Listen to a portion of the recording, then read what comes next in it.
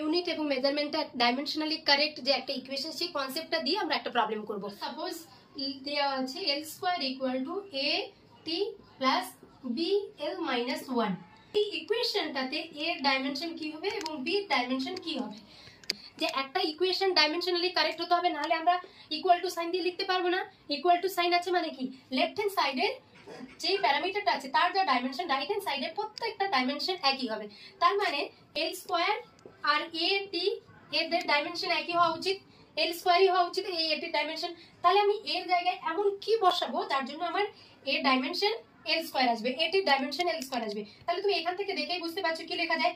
এর জায়গায় যদি আমি, বা এখান থেকে লিখে দিতে পারো A equal to L square by, এর জায়গায় আমি L square into T minus one যদি বসাই তাহলে হয়ে যাবে T minus one T plus one. Similarly বিটার যদি দেখা হয় তাহলে বি ডাইমেনশন হওয়া উচিত বি এল ইনভার্স, এর ডাইমেনশন অবশ্যই এল স্কোয়ার হওয়া উচিত।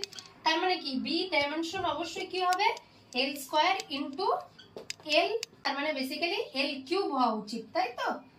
তাই এরকম টাইপের প্রবলেম থাকলে তোমরা কি করবে, প্রত্যেকটা টার্মের সাথে তার লেফট হ্যান্ড সাইডের যে ডাইমেনশনটা দেওয়া আছে সেটা ইকুয়াল করবে।